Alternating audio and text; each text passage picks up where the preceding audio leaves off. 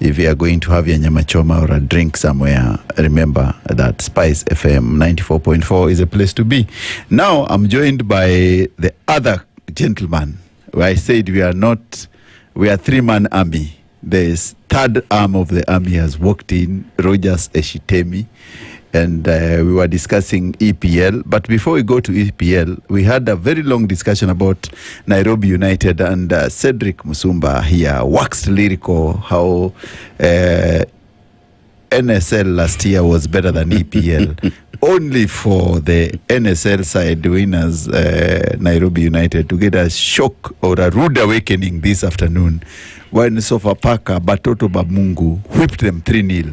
I don't know what initial reflections on this from Sedric or from Roji is. I think Sedric is entitled to his own opinion. And based on what had just transpired a few minutes ago, based on what has transpired a few minutes ago, I think that's the reality check that neighbors have been given. They were really, nobody saw that coming. But indeed, after maybe playing 4 matches in the Premier League, they have lost 2 matches, and then they have won 2 matches. They won against Mara, and then they also upset Kakamega Homeboys before Bidco fried them properly. And now Batoto Mabungu have told them, indeed, this is the league for the big boys, and you'll be beaten at some point. And I think it is a statement to them that maybe they're still in the hangover, the CAF Confederation Cup hangover, whereby they were not expecting maybe to fall. You remember they were also at home. And based on us, Sofapaka have been doing the things as well, and the legendary Ezekiel Akwana last season, they were blowing hot and cold, but right now they are, I think, in the top 6 or top 7 of the league, if I'm not wrong. And for Nai boys, it's going to be so difficult for them maybe to challenge for the title, unless otherwise, because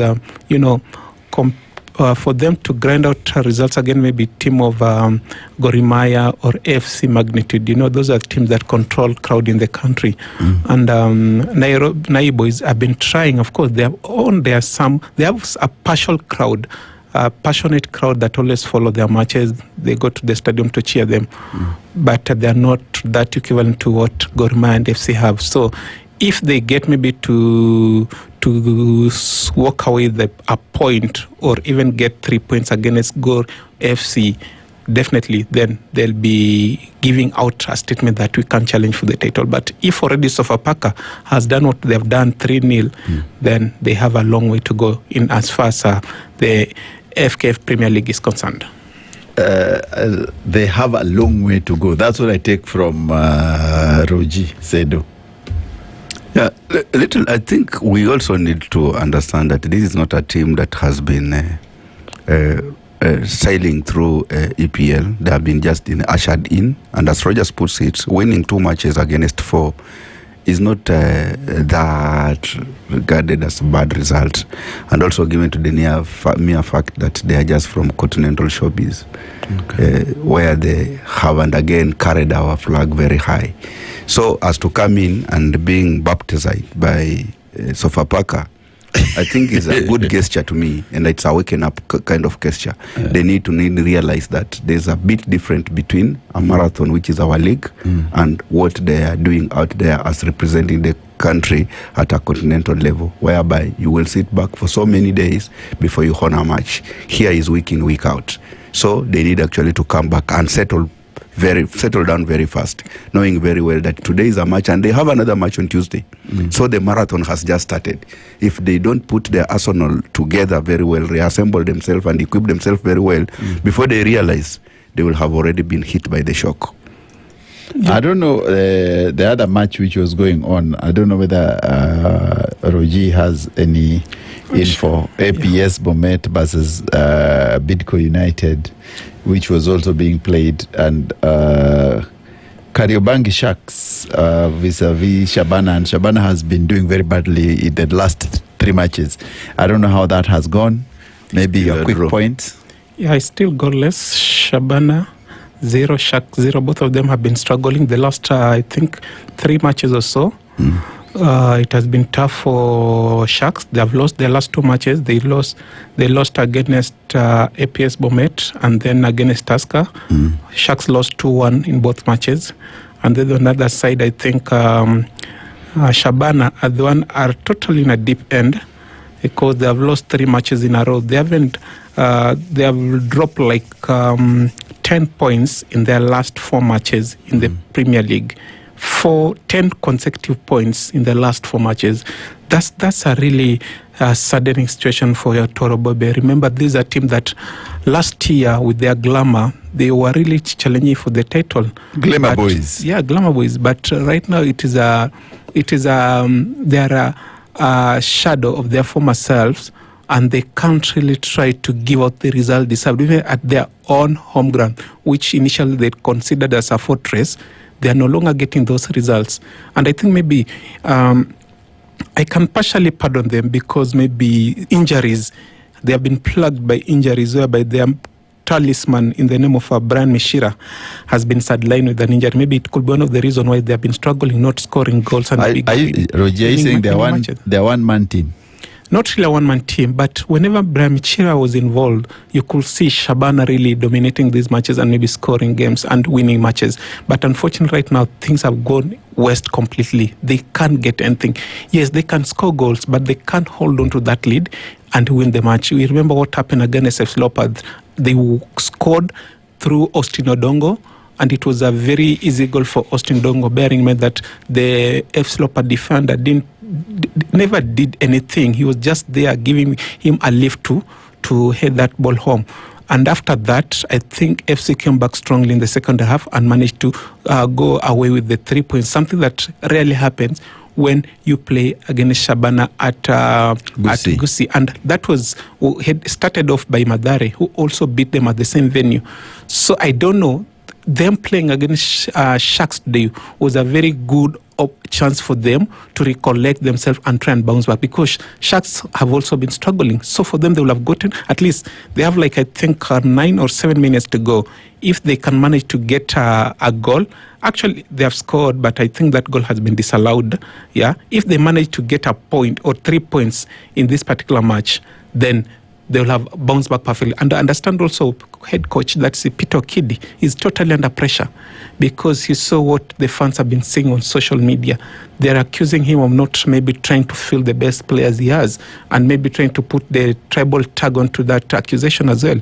But he came out with the response and posted that on social media. He said, it's just a tough time for us, but we're going to bounce back. We are Shabana. We know what it takes to be a Shabana player, a Shabana coach, and also a Shabana fan. So we call on our stakeholders, our fans, to be patient with us as we try to turn around this tiding. It's just a passing cloud.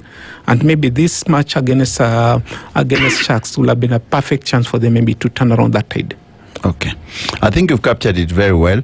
I want us to go to EPL, but before we go to EPL, gentlemen, let me give a shout out to Samuel Kanyechia, Phineas Kathurima, Derek Osoro, Dennis Juma, and Boniface Nyatuka for tuning in SpiceFM Pitchside. I think it's wonderful to have you guys on the show. Let me quickly also look at the other guy, Evangelist John, Baba Sumta, Dax, I see you. Felista Otieno, Daniel De Prince, Kijana ya Nyalonda, Deno Liverpool, John Wanjau, Isaac Nyongesa Samueli, Derek Osoro, Jared Nyamoya, Bernard Omweri, Pilipili Ho, and Ronald Koech. We see you, asanteni sana. And not forgetting Innocent Jr. and Osagio for Pa Kofi Oseudu. Asanteni sana. Thank you very much for tuning for the show. But now, gentlemen, let's move to Europe. Let's move to EPL. And the first match I want to ask Ruji, which we haven't commented on at all, is the first match I wanted us to talk about: Leeds United versus Brighton Hove Albion.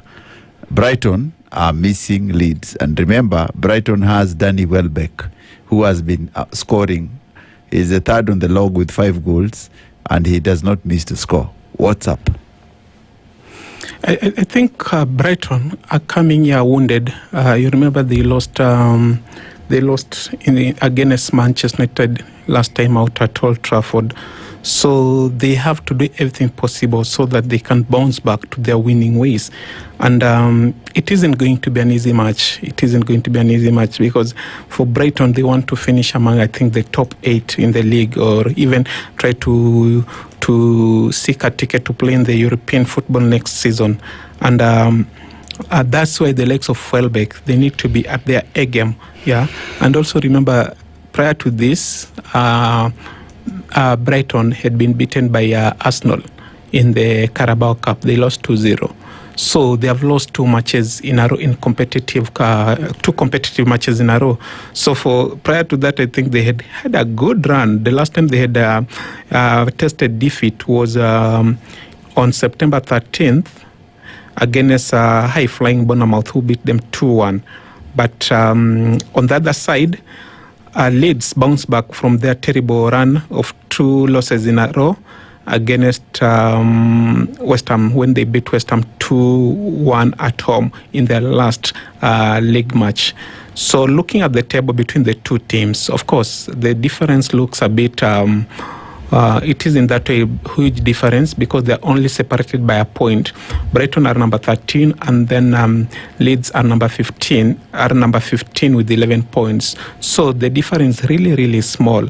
And looking at the squad they have and or rather history they have, both of them need to, Brighton need to bounce back to winning ways, because if they don't do so, it will be so difficult for them to recollect themselves when the season progresses. Remember, we are heading to Christmas, and Christmas is always having congested fixtures.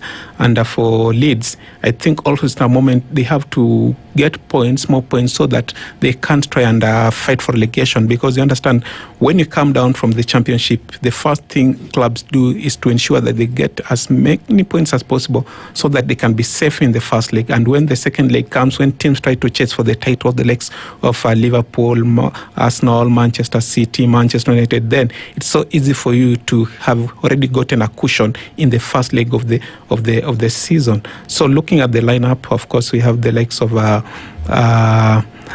Welbeck for Brighton, and then Minte, Gomez, Ruta. Those are the guys who will try to ensure this goal for Brighton. But on the other side, for the Leeds, we have Calvert, and then we have Okafor, Tanaka, Ampadu, Arason, together with Longstaff. Those are some of the players who maybe can be assured that they can at least get goals for Leeds United. You've captured it very well, and you went to the formations, which I wanted also to bring Sedric into. And Fabian Husela, the coach for Brighton Hove Albion, is playing a 4-2-3-1 system with Van Bruggen, of course, in goal. The left back and right back is Kadioglu and Wifa. The central defensive defense is Hake and Dunk, and then the central midfield is Baleba, Carlos and Ayari, and of course the attacking midfielders, which is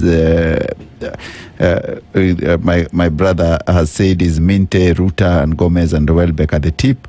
And then of course Leeds United, Daniel Farke as a formation which is 4-3-3 with Lucas Perry in goal, Bogle and Goodmanson on the left and right back, Rodon and Bijoj is central defense, Longstaff, Ampadu and Tanaka in the central midfield, and the forward line of Aronson, Calvert-Lewin and Okufao.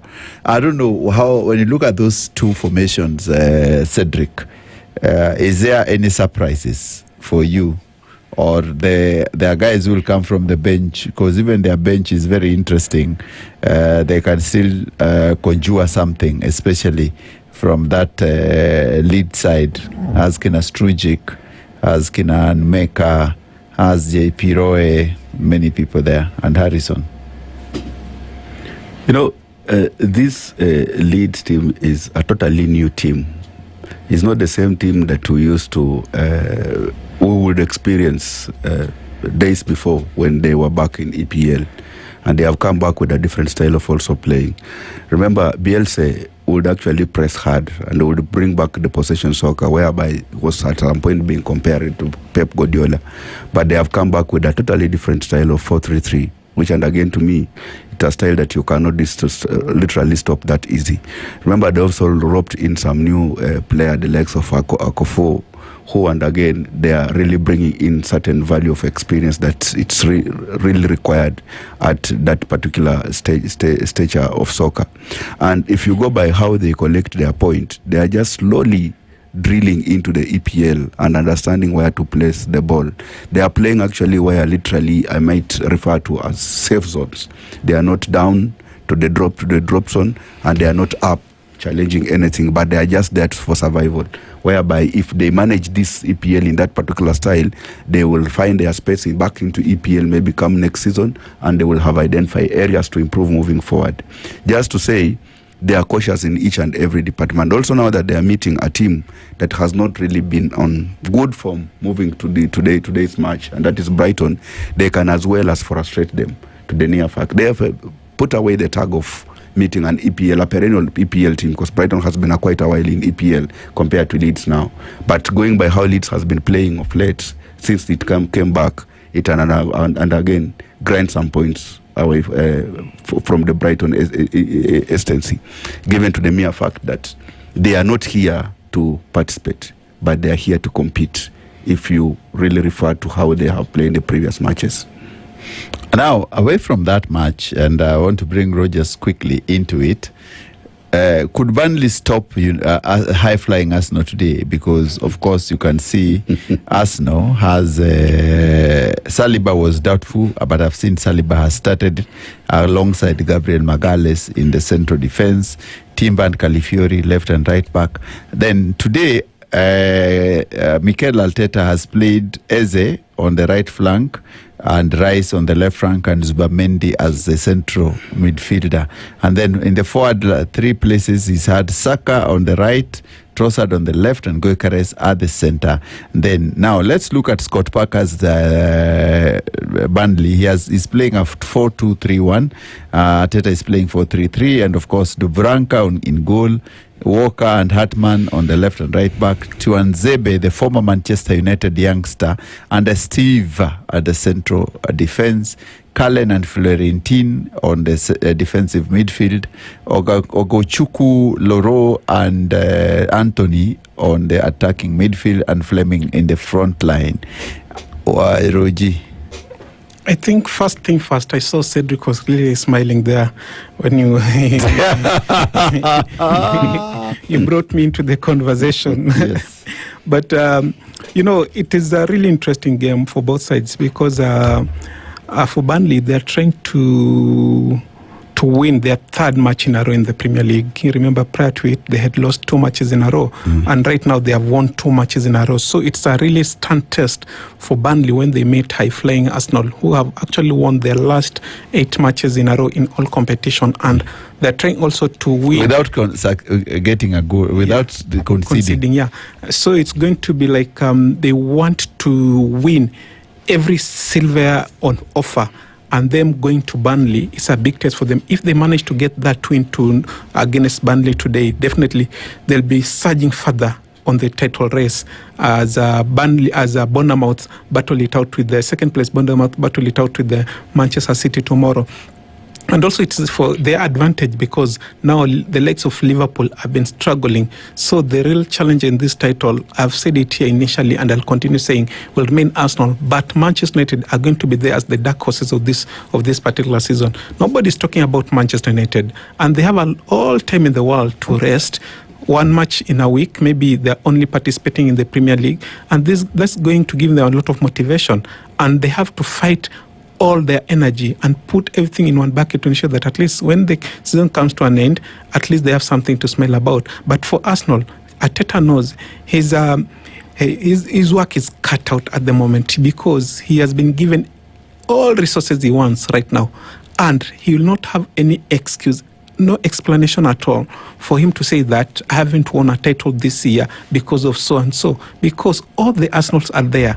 All the machinery are there, and everything is working at his advantage. Whether he's doing it with set pieces or play on, or whichever way, he has to win these matches. And Sedric is laughing. Yeah, because he knows right now there's that banter that is going around on social whereby they're saying that if maybe you come with a low block against Arsenal, be ready, you'll concede via a set piece, because they'll have to get something to unlock you. And that's the advantage of the Gunners, who have been on the dry spell for the longest period possible since 2004, if I'm not wrong. Yeah, they have not had that title. It's Zedo. Why are you laughing? You know, I always make him happy when why are you laughing, Sedric? when chances are offered to these Arsenal people, I just like how they really celebrate their team and how they are happy about what their team is doing. They will try to describe their team with all manner of beautiful words that exist within their purview. And they will bring all angle to paint Arsenal like it's playing in their own spaces. That is not really an existing team on earth, maybe a supernatural kind of team. But the truth must be said. Yes, it's a good team, yes. Yeah. But it's not necessary that Arsenal has never been a good team before. Even last season, equally, it was a good team. Even the previous season, still it was a good team. But they know how to drop it at the tail end of the competition. What are you saying, Sedric? They have been dropping it oftenly. But Sedric, but it's already in the walls that they didn't have that person to push them over the final line. And I think right now, that's why I've just said, they have all the Arsenals. There was something that they were missing initially. And they have gotten it. I think they have gotten it. They have always tried to address. I agree with you. Those Arsenals, they have always been there, season in, season out, since Arteta actually came in. And they have been building their team year in, year out. That one will agree. But whatever I said, if they manage actually to maneuver through the turbulence, and we know where it drops their points most, then I will be ready to talk about them. And that comes January next year. Reason saying, Arsenal comes at this particular point. You go back to history. This is the point that Arsenal controls the log. And they literally control that log comfortably until around December or early January. It's when things turns around differently. And that means that they cannot actually hold to the pressure. And the pressure that is behind Arsenal is this time round, it's immense. It's not similarly comparable to the pressure that they have had before. Remember, initially they have been being challenged by either Man City or Liverpool. This time round, there are a host of teams that are really chasing the pack. Where to say, they just really staggered along the way. This team will happen to take over the space. And that's why I literally say when I started talking that they need to focus on points and they must as much points as possible. The gap between them and the second team should actually quite be big. Let's not talk about 5 points or 6 points, which are two matches away from them. The quality that they have, it's there, but quality is also beaten, regardless of the team that we are playing. Remember, we have seen teams that plays low block, they just happen to tag you on the counter, and they end the game with a win. And that has been happening in EPL, regardless of how good you are. So game management to Arsenal is what will win them a trophy. If they don't manage this game, and also look at the intensity they are bringing in. They are playing with everything. As Roger says here, if they don't score in a natural kind of a play within the playtime, they will unlock you through set pieces. It tells a story of a team that uses whichever essence that it has to win a game. And by so doing, they lose a lot of energy. Along the way, they will pick injuries. And we have seen actually picking injuries. So they need to be very careful not to pick crucial injuries that can lock out their good players within the team out of their play along the glory. But the advantage is, it is that depth that Arsenal has been lacking the last 2 or 3 seasons. They have it. They didn't have that gap. But now they do. Whenever they had those injuries on key players, that's when they used to drop points, more so during December and January. But right now, look, Odegaard has been out. People aren't feeling Odegaard's absence. There's a time Gabriel also was out. Nobody felt it. Saka has been out. Nobody felt it. They are coming back, trying to also to get those chances again, because people are fighting for those starting position at Arsenal. And then you spoke about maybe the teams that are maybe behind Arsenal. Those are not perennial title challengers. We are talking about the likes of Bournemouth and Sunderland, and maybe Spurs. They've never won a Premier League. But after that, we have Manchester City, and Liverpool. Now, those are the teams that maybe we know, if they decide to battle for the title, they'll go for it. So for the two teams that are behind Arsenal right now, I think everybody is just, for the Arsenal fan, they're in cloud nine singing that, let it maintain like that, because they know if Manchester or Liverpool or Manchester has managed to come close to them, then the pressure will be immense. And you've captured very well. Let's talk about what you've just picked, Manchester. And I've seen the squad out there. Will they get lost in the Forest? Because the Forest side has Sales in goal, Savona and Williams on the left and right back, Milenkovic and Murillo in central defense, Anderson and Douglas Luiz in defensive midfield, Ndoye, Gibbs White and Hudson-Odoi in the attacking midfield, and Igor Jesus in as a lone striker. But then Ruben Amorim's side remain unchanged because he has Lamens in goal, Yoro and Shaw and Delete as a defensive trio. Then Diallo and Dalot as the wing backs, Casemiro, Bruno Fernandes central defense, Mbuemo and Kunza attacking midfield, and of course Chesko on the striking position. Gentlemen, it's 4-2-3-1 versus Amorim's preferred 3-4-2-1. I don't know why I feel like this Nottingham Forest is a quality that can as well as challenge Manchester United back at home, now that they are coming from a wounded kind of aspect. Because you go by the players and the lineup that they have displayed here. This is the lineup that almost challenged the top four last season. Nikola Milenkovic playing alongside the likes of Murillo, Nico Williams, apart from Sanova only, I think, whatever. But we have the Anderson and the Douglas Luiz at the midfield. Ndoye is also equally a new player, but Gibbs, Morgan, and Hudson-Odoi. It's just the same team that actually amassed so much points in the last season. So if they realize that they are a team that challenged the big six of the EPL, coming to face Manchester United, which has rediscovered themselves, and they are playing back at home, whereby they have another 12th person on the terraces trying to push them, they can really Manchester United run for their money. But let's not forget that Manchester United have discovered their form, and they are playing equally good soccer, and they have so many dangerous angles to score. They have so many dangerous players within the team. Like if Diallo advances his agenda, he scores. He's an equally a good goal scorer. Up front, they have Alex of Cunha, Matthias Cunha. He's a goal scorer. Mbuemo is a goal scorer. So it has now, they have so dotted a goal scorer within it, in that you don't know who is to stop and who is to mark in that team. If they discover themselves, they can literally become dangerous. And also the mere fact that they are just coming from beating bigger teams in EPL. Now, said Roji, Tiwo Awoni is on the bench, and he's a very good player. I remember that. In that the Danese side, Nottingham side, Awoni, he's a bully. He can bully defenders. He's a very good player. And then there's Kina Sangare. There are people like Limuendo and Hutchinson and McT. They are still on the bench. Can they change the match? And for United, there's Ugarte, Zaxi, Mazruai, Kamaino, Maguire, and Heaven, and Dorgu. I think let's start with the coach, Asin.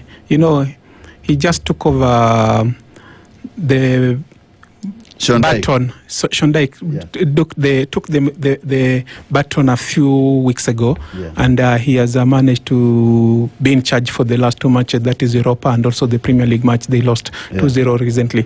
But right now he's looking forward maybe to fully start his career at Nottingham Forest.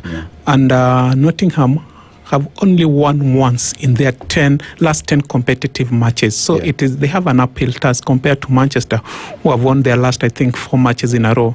So these two teams have different motivation coming to this match. And equally looking at the table standings, Manchester are in the top 5, if I'm not wrong. And then for Nottingham Forest are number 18th. So there are two dimensions they are totally two different dimensions for both teams, and the motivation coming in having the player like Otieno on the bench, somebody who can come in and try to change the complexion of the game when things are tight. Maybe he can come and try and bully the legs of Maguire through the central defense and Euro, and that will open up spaces for other players to come and score. We have a player like Hutchinson, who is a very talented, gifted player. Give him any chance, and then he can cause trouble for United. But United, of course, right now they have that rhythm. They know what it means, how beautiful it is to win. They can't allow it maybe to drop points at the Forest. Whenever even the Forest, how thick those streets will be, they'll try to ensure they call on those devils and try to make it easy for them to come out of the Forest the maximum points. So I'll put my bet on the United, because I think they have everything for them to go and at least continue piling pressure on the leading pack in the Premier League. So, gentlemen, you've captured it very well, and I think I want us to go because the matches have started already. It's Brighton versus Leeds 0-0, Burnley Arsenal 0-0 3rd minute, Crystal Palace Brentford 0-0 2 minutes, Fulham Wolves 0-0 6 minutes, Nottingham Forest versus United 0-0 6 minutes. Let's take a short break. When we come back, we proceed with our analysis in the couple of next matches. Of course, we'll touch on the high-flying Crystal Palace and, of course, Fulham, and also a bit Chelsea and Tottenham and Liverpool and Aston Villa. So keep listening, DJ Champs on the 1 and 2s.